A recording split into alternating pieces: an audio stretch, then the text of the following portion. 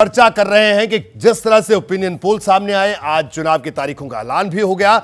उसके बाद भारतीय जनता पार्टी ने जो नारा गढ़ा है, जिस नारे को सुनकर ही कांग्रेस के नेता हमारे साथ पैनल में थे, गुस्से में थे। अगर मेरे साथ इस वक्त जुड़े होते एक बार फिर से मैं इस चर्चा की शुरुआत उन्हीं से करना चाहूंगा, क्योंकि 40 मिनट में अभी तक वो सबसे ज्यादा बोले। एक बार फिर से, ये हमारा काम है, वो कुछ भी बोले लेकिन हम अपना काम ईमानदारी से करते रहेंगे। अगर वो हमारे साथ मौजूद हैं तो एक बार फिर से हम उनके पास चलेंगे।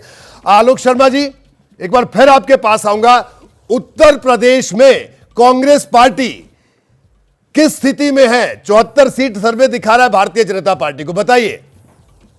और उम्मीदवारों का ऐलान कब तक होगा? लगता है वो डिबेट से शायद उठकर चले गए, इस वक्त हमारे साथ नहीं मौजूद हैं। एक बार अनिला सिंह जी के पास चलते हैं।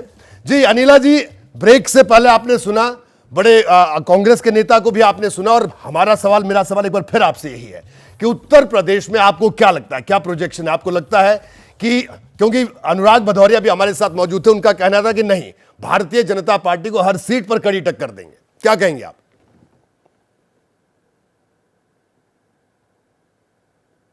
मैं दो तीन बात यहां पर कहना चाहूंगी।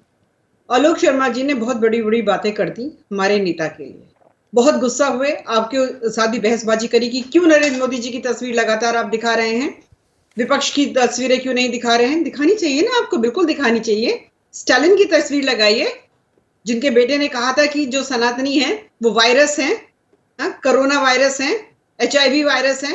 उनकी तस्वीर लगानी चाहिए थी ना। अखिलेश यादव जी की लगानी चाहिए थी, जिन्होंने राम मंदिर जाने से मना कर दिया था। राहुल गांधी जी की लगा देते, जिस प्रकार से उन्होंने भगवान राम का अपमान किया था। कुछ नहीं तो केजरीवाल की ही लगा देते, जो शराब घोटाले में जिनके नेता जेल में बंद है और खुद उनके पास बार बार ईडी का सम्मन जा रहा है। लगाते थे इनकी तस्वीरें, पूरे भारतवर्ष को पता तो चलता कि ये अलायंस है क्या। ये कह रहे थे कब्रिस्तान और शमशान, इस पर हम राजनीति करते हैं। सबसे ज्यादा सांप्रदायिक दंगा कराने वाली कांग्रेस पार्टी रही है। कोई नहीं भूलेगा कि चाहे वो रांची के दंगे रहे हो, चाहे धुले के दंगे रहे हो, हैदराबाद, भिवांडी, अलीगढ़, देकांगा, भरतपुर, असम, मुजफ्फरनगर, सैकड़ों दंगे। मैं उत्तर प्रदेश से आती हूँ, जब से योगी आदित्यनाथ जी आए हैं, एक गिना दीजिए कोई दंगा हुआ हो यहाँ पर।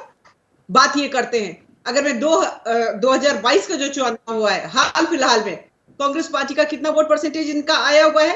कांग्रेस पार्टी को मात्र 2.33% मिला है। 2014 की अगर मैं 2019 की अगर मैं बात करती हूँ, कांग्रेस पार्टी को 6.3% मिला हुआ है।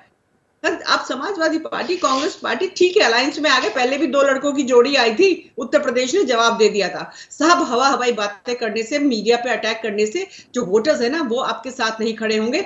आज जिस प्रकार से गरीब के लिए काम हो रहा है, नारी के लिए काम हो रहा है, युवा के लिए, ठीक है नीना जी, मैं आपको रोकूंगा क्योंकि वक्त खत्म हो गया है। एक आखिर में एक टिप्पणी मैं लूंगा। यहाँ यशवंत देशमुख भी हमारे साथ मौजूद है। यशवंत जी, पूरा डाटा हमने लगातार 4 दिन से हम दर्शकों को दिखा रहे हैं, पूरे देश का हमने एक अनुमान दिखाया, सर्वे के मुताबिक दिखाया, जो भी था। सब लोगों की टिप्पणी आई। अभी कांग्रेस के नेता भी हमारे साथ थे, वो शायद आंकड़े से बहुत नाराज दिखे, हालांकि पता नहीं किस बात का गुस्सा उनको था। हम तो आंकड़े पर चर्चा थे। और ठीक है, सहमत होना अलग अलग बात है। आप सहमत भी हो सकते हैं, असहमत भी हो सकते हैं, लेकिन गुस्सा होना, और वो भी जब हम पैनल में बैठे, आप समझ से परे था। मैं चाहूंगा कि आंकड़े पर आप जरूर अपनी बात रखें। रोहित, एबीपी सी वोटर के ट्रैकर का काम है जनता की नब्ज को पकड़ना और उसकी रिपोर्ट को सामने रखना। जब एबीपी सी वोटर का ट्रैकर 1 साल तक बोल रहा था कि कांग्रेस कर्नाटक में जीत रही है, भाजपा बुरी तरह हार रही है, तब उस ट्रैकर से किसी को तकलीफ नहीं थी। जब तेलंगाना में हमारा ट्रैकर बोल रहा था कांग्रेस जीत रही है, भाजपा नंबर 3 की पार्टी बन रही है, तो उस ट्रैकर से तकलीफ नहीं थी। झारखंड में जब हम बोल रहे थे कि भाजपा हार रही है, तब उससे तकलीफ नहीं थी। ममता बनर्जी स्वीप कर रही है, जब हमारे ट्रैकर में 1 साल तक नॉन स्टॉप हम बता रहे थे, तब तकलीफ नहीं थी। तमाम ट्रैकर्स जितने भी हमारे चलते हैं, हमारा काम है रोज की तरह ब्लड प्रेशर नापना, ब्लड शुगर नापना और बताना कि भाई साहब तबीयत आपकी नाजुक है, दवाई खा लीजिए, पथ्य कीजिए, अन्यथा अस्पताल जाने की नौबत आ सकती है। 2014 में अस्पताल गए, 2019 में अस्पताल गए। अब ये वही वाली बात है कि कोई डॉक्टर अगर आपको आके बोले कि भाई साहब बीपी आपका कंट्रोल में नहीं है, शुगर कंट्रोल में नहीं है, तो आप डॉक्टर को ही उठा के गोली मार दीजिए।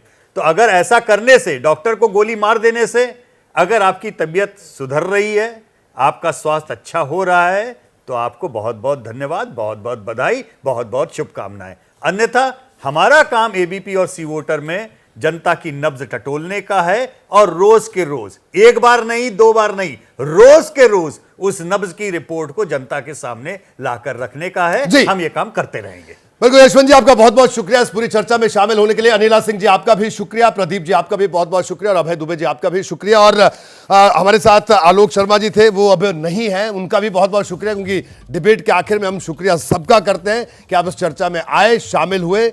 आपने अपनी राय कैसे रखी, कैसे नहीं रखी, वो देश ने देखा।